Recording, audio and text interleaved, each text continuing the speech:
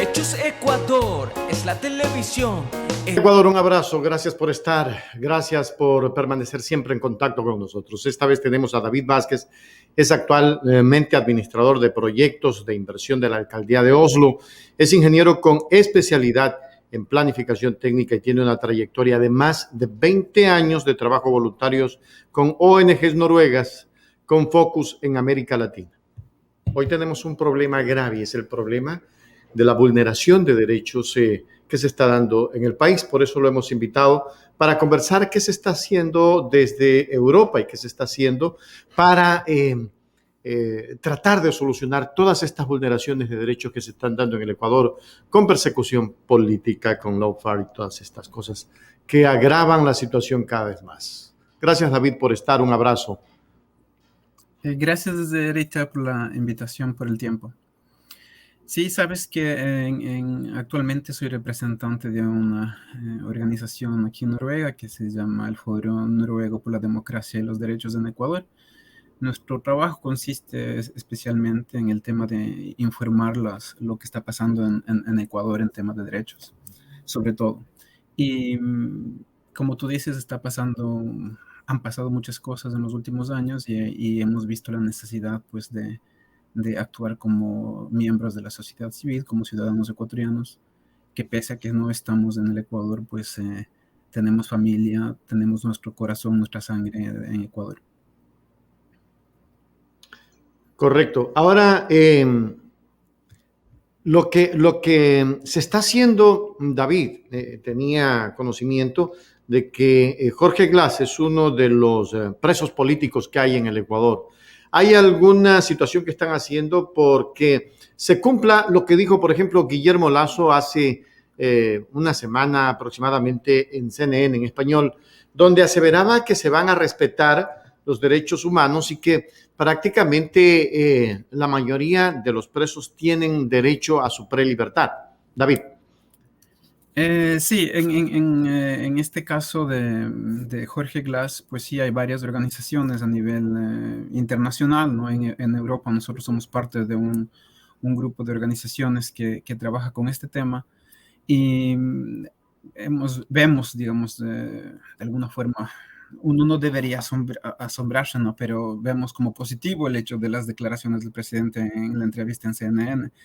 Eso es lo que un responsable del Estado ecuatoriano como presidente de la República debería decir. Entonces, de alguna forma no debería ser extraño, pero de alguna forma, en base a la historia de los últimos 4 años en Ecuador, pues sí es realmente positivo. Y sí, él habla acerca de no solamente de Jorge Glass, que ya ha cumplido, ha cumplido tanto tiempo que le corresponde, tiene su derecho a la prelibertad, ¿no? Entonces, tanto si le quieren ver con el código anterior con el que fue juzgado o con el nuevo código. Independientemente con el código que le quieran ver, ya él ha cumplido el tiempo que establecen estas leyes, estos derechos, pero se habla de alrededor de 5,000 personas que ya estarían digamos, podrían acceder a esta prelibertad. ¿Qué tan difícil es el trámite, David? Mira, en base a la información que nosotros tenemos, en teoría no es muy complicado, no debería ser tan complicado, ¿no? Otra cosa es la capacidad de las instituciones encargadas y también de la responsabilidad que cada representante en cada institución lo quiera tomar, ¿no? Se supone que quien está al frente de las cárceles, ¿no? de la institución que tiene como focus principal tener el control y saber lo que pasa en las cárceles, como representante del gobierno, del Estado, pues hacer los reportes correspondientes donde informan, es decir, mira, aquí lo han hecho en este momento, tenemos cerca de 5,000 presos, entonces hacer la lista de las personas, aquí está Jorge Glass, él cumple con los requisitos, y pasar a la siguiente instancia, ¿no? Donde, en teoría, ¿no? Cuando tú ves que una persona cumple los requisitos, entonces no es más que dar, digamos, el visto bueno, cumplir con lo que la ley dice. Claro, Porque en no se todo pide, caso, no se pide nada más extraordinario, ¿no? Que cumpla lo que la ley dice. claro. En todo caso, Jorge Glass estaría a punto de salir en libertad si es que se cumple con los requisitos que en efecto ya los ha cumplido. David. Sí, en teoría él ya debería estar afuera, ¿no? Pero no, la realidad no es así. Y también es preocupante de que han pasado muchas cosas que en teoría él no tuvo que entrar a la cárcel cuando lo cogieron y lo metieron, ¿no? En teoría muchas cosas no tuvieron que haber pasado y sin embargo pasaron y eso causa inseguridad en varias organizaciones que tienen el caso de Jorge Glass. Y pues ahora, como decía Jorge Glass, él fue apresado, él fue sentenciado por un código anterior donde la ley dice y plantea unos plazos y él ya cumplió esos plazos. Ahora hay un nuevo código y la ley plantea también unos plazos y Jorge Glass también cumple. Ya cumplió esos O plazos. sea, por los dos códigos están cumplidos los plazos, David. Por los dos códigos ya está. Así que no. Y hasta, por lo menos, la información que nos llegó a nosotros, él en Ecuador no tenía ningún abogado y automáticamente se espera que él es del Estado, que cumpla su función, donde diga, a ver, esta persona ya cumplió, pues no tiene nada que hacer en la cárcel y tiene que salir, ¿no? Qué terrible, David. O sea, se puede avisorar que prácticamente ha sido una persecución la que le han hecho a Jorge, tú que estás en derechos humanos en Oslo y que representas muy bien este cargo. Mira, sí, de la información que tenemos, sí, la información que tenemos desde el principio, porque estos casos no son fáciles, ¿no? Estos casos, digamos, no... hay mucha duda porque en el principio de pronto empieza un juicio y tú puedes decir, si en este caso se hablaba de un juicio de corrupción, entonces las organizaciones o en general la comunidad en general queda pensando en si realmente quién tiene la verdad, es una cuestión de palabra contra palabra y se tiene que demostrar, ¿no? En un juicio justo qué es lo que ha pasado. Pero han pasado muchas cosas en el transcurso, en el proceso, en el caso de Jorge Glass, que por lo menos internacionalmente se ve, y yo sé que gente también de varias tendencias en Ecuador lo ve como una presión política, ¿no? Pero internacionalmente es muy claro porque si presentas el cargo de Jorge Glass no representa a una línea, no estás pensando si es de Lazo o de Correa o amigo de Moreno, no estás pensando en ese tipo de cosas, estás viendo en el proceso y cuando ves cómo va el proceso, pues o sea, es irrelevante ver si es que el señor es correísta o no es correísta, pero en el Ecuador, lamentablemente, eso ha influido, ¿no? Que los casos en contra de políticos del correísmo o cercanos al correísmo, pues han sido, digamos, la ley o la supuesta búsqueda de justicia o de encontrar, digamos, los casos de corrupción ha sido extremadamente fuerte en comparación a casos públicos, ¿no? Eh, como el caso de Celi, por ejemplo, ¿no? Que está ahora en Prisión. prisión. Ahora, pero lo de Celi viene manejado por Estados Unidos, es decir, es por la presión estadounidense porque allá la justicia es muy centrada. Entonces, hey, el señor ha cometido delitos y por favor tienen que tomarlo preso. Luego lo detienen, pero lo detienen un día después de las elecciones, ¿no? Sí, y ahí viene el tema al que me refiero, ¿no? Cuando te digo que en el Ecuador se puede ver cuando a una persona que se es ampliamente cercana al correísmo, como Jorge Glass, vicepresidente del Ecuador por el Partido de la Revolución Ciudadana, cómo actúa la justicia y cómo actúa los medios de comunicación y cómo actúan ciertos actores políticos sobre el caso de Jorge Glass y cómo actúa la justicia, cómo actúan los medios de comunicación y cómo actúan ciertos actores políticos en el caso de Celi. Entonces, si es que Celi se pone a gritar, por ejemplo, persecución política, entonces si hace del análisis, el contexto, ¿no? El análisis de lo que está pasando alrededor, es más difícil pensar en este momento que sea una persecución política a Celi, mientras que la historia y el proceso del caso de Jorge Glass, pues a luces te deja una sensación que no crees, porque es como, ¿cómo es posible que puedan pasar estas cosas, no? Es bastante... Ahora no se encontró. Tú ya has estudiado el caso de Jorge y el proceso. ¿Hubo las pruebas contundentes de que Jorge tenía dineros de lo que se le acusa guardado en alguna cuenta o algo? Porque, a ver, David, ¿cuál es la manera más práctica de comprobar eso? Si yo he cometido un delito de tener dineros ilícitos, debo de tenerlos en algún lado. O sea, no los puedo esconder para toda la vida, y menos en 4 años que ya lleva detenido Jorge, y 3 años y un poco más, pero ya vamos para los 4. Se puede probar eso, y al momento en que se comprueba, David, que Jorge no cometió ese delito, a ver, van a haber juicios de repetición para el Estado. Sí, y eso, como te digo, de lo que vemos, de la información que tenemos y la información también pública, no hay esa prueba que tú dices, ¿no? Hay mucho el que yo creo que es, ¿no?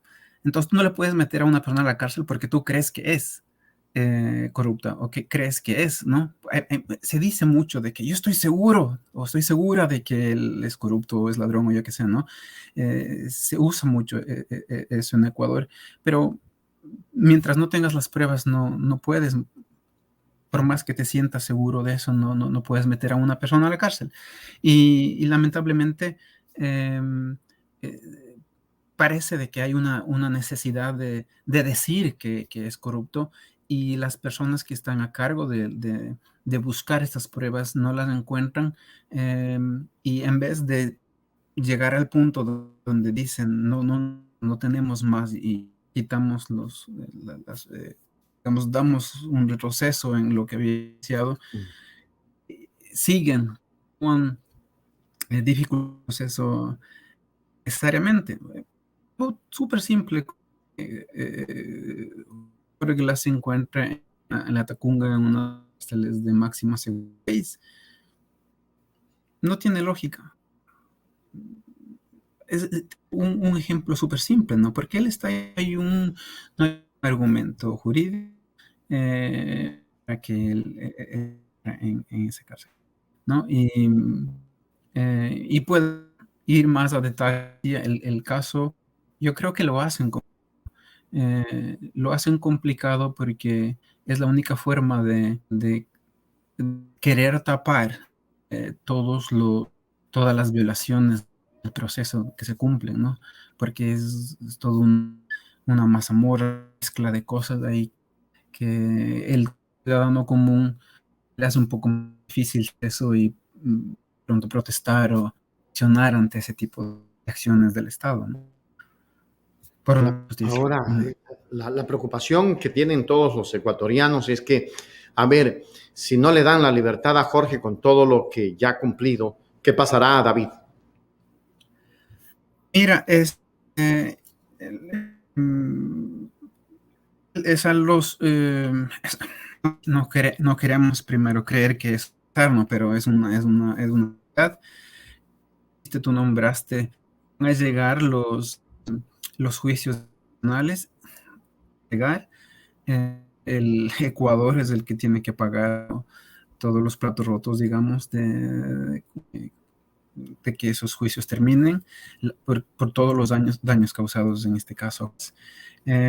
Yo creo y quiero creer de que no es el gobierno, ¿no? del señor, ya de simplemente tener unas declaraciones hacia la importancia del tema de libertad. Lo dice públicamente, es un derecho. Los reclusos que ya han cumplido las condenas y el derecho a la preliminar, entonces hay que agilitar los procesos. Yo creo que estamos hablando de, yo creo que no tiempo, ¿no? Pero un día es un día de más, no sé si lo digo bien.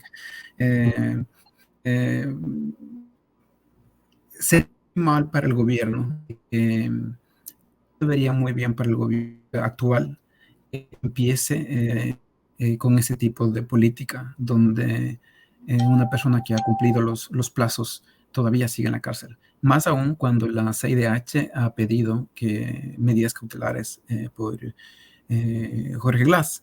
Y tanto Estados Unidos como la CIDH están pendientes de eso. Sabemos que también Alemania es pendiente del caso. Y es innecesario para el gobierno del señor Guillermo Lasso tener presos políticos. Jorge Glass no es ningún riesgo para su gobierno, no fue tampoco para el gobierno anterior. Así, yo quiero ser optimista de que el gobierno entienda, tome en serio las acciones y los diferentes, digamos, la Secretaría de Derechos Humanos, los que están acá de las cárceles, tomen en serio las del presidente, las órdenes del presidente, de que entiendan la realidad, ¿no?, de las cárceles y actúen lo cuanto posible. Porque no es solamente cuestión que no, que también lo más.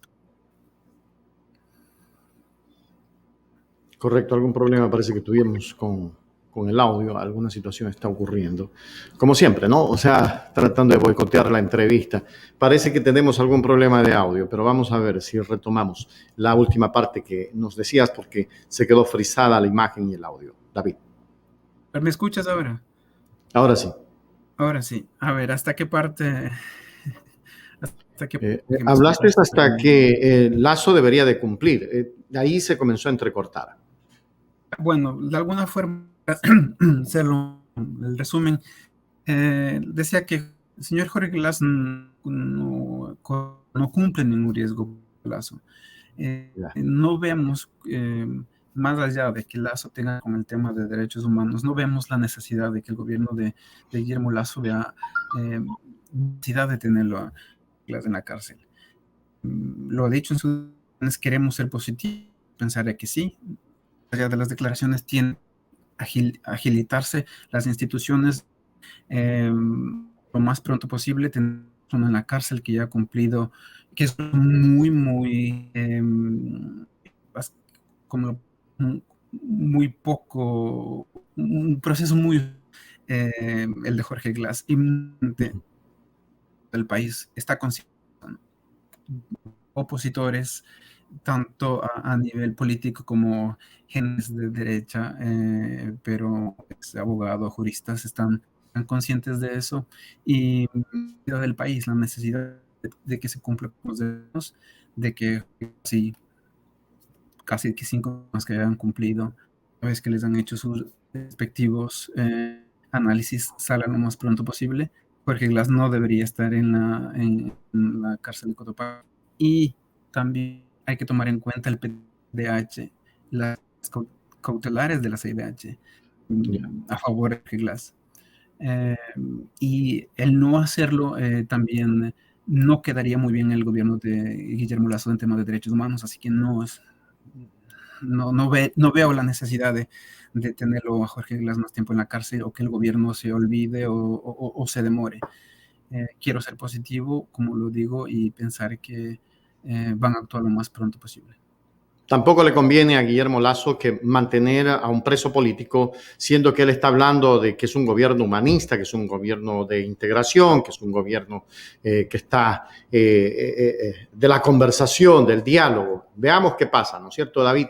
David, ya para ir finalizando esta entrevista muy importante que entiendo se va a hacer viral por el tema de Jorge, yo quisiera entrar a un poquito del detalle del resto de perseguidos. Por ejemplo, ahí está el caso de Ricardo Patiño, está el caso de Gabriela Rivadeneira, está el caso del mismo Rafael Correa, que tiene cerca de 40 juicios, una sentencia por influjo psíquico. Yo creo que esa sentencia no se daba hace 200 años y bueno, la retomó Rafael con el nuevo sistema judicial del Ecuador, porque para mí es nuevo que alguien sea sentenciado por influjo psíquico. Es decir, yo ahora por mi influjo psíquico voy a hacer que tú vayas y te tires del 7º piso, y nunca me probaron aquello y simplemente fue influjo psíquico. Es decir, yo psíquicamente dije, David, tírate del 7º piso, pero no me probaron jamás que yo tenía ese influjo psíquico. ¿Qué pasa con aquello, David, para ir cerrando esta interesante entrevista? Mira, sabes que eso va un poco con lo que yo te decía de que Ujú. empiezan a buscar, ¿no? Se empiezan a buscar a los diferentes actores políticos, empiezan a buscarles actos de corrupción, ¿no? Entonces, como no encuentran, se van dificultando en sí mismo las instancias que están Ya. en ese trabajo, ¿no? De encontrar, que queremos que la fiscalía cumpla con su trabajo y busque lo que tenga que buscar y encuentre lo que tenga que encontrar, pero al mismo tiempo, si no encuentra, pues tiene que cumplir su labor que es, ¿no? De que no encontramos nada, entonces no puedes juzgar, no puedes inventarte eh, ¿cómo se dice? No puedes inventarte los cargos para Para juzgar a alguien, sentenciar. ¿no? Exactamente, para sentenciar a alguien, ¿no? Y de lo que conozco acerca de los casos que nombras, usando el tema de este del influjo psíquico, internacionalmente esas cosas causa vergüenza.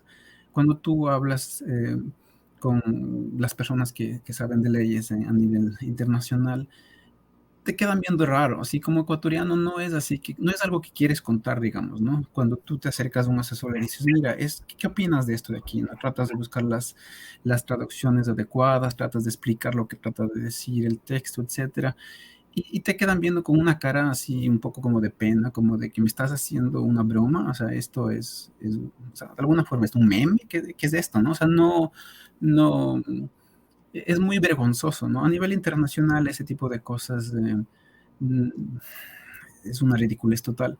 Y yo creo que también a nivel nacional, ¿no? Pero son unos ejemplos de la persecución, ¿no? Donde empiezas a buscar la quinta al pato al gato y hay personas específicas que representan o que tienen algún cargo específico dentro de un partido un político concreto, en este caso del correo, que tú me nombrabas nombrabas a Gabriel y tantos otros más que están, ¿no?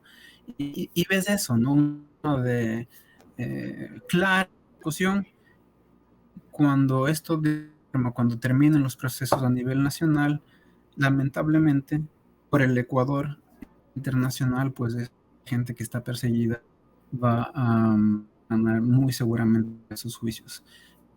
Lamentablemente, todas estas personas que han tenido que salir del país y que están con estos juicios, definitivamente no quisieran estar, no quisieran que enfrentar al país por los violación de derechos que ha tenido, son víctimas y qué pasa, siguen siendo víctimas. Así que realmente es triste porque le hace mal a la persona, a la que le hace mal le hace mal a la sociedad. Y Ecuador no gana, la política no gana con ese tipo de cosas. Esperemos que este gobierno cumpla y que también la gente sepa exigir los derechos y exigir que ese tipo de persecución o la persecución en general. Correcto. Me parece bien. David, en todo caso, concluyo y saco como conclusión, para que quedes con un mensaje a la colectividad, que la ciudadanía también tiene que activarse, tiene que organizarse para exigir se cumpla lo de la CIDH y aquello de que la prelibertad de Jorge o la libertad de Jorge debe de estar ya en camino. ¿Qué tiene que hacer esa ciudadanía finalmente ya para con este mensaje terminar nuestra entrevista, David? ¿Sabes qué? Pienso que hay que organizarse, ¿no? Nosotros como organización nos basamos tenemos la de los abogados, como he hablado en sesiones, sobre todo a nivel europeo, en varios países, y tenemos, digamos, de alguna forma cierta información privilegiada de Jorge Glass. Más allá de eso, está el caso de estar las medidas cautelares de la CIDH. La CIDH no lo puedes ver como una organización terrorista, sino como un organismo independiente que ha expresado y que se ha hecho. Entonces, tienes el documento de la CIDH donde piden las medidas para Jorge Glasno, más de tu política.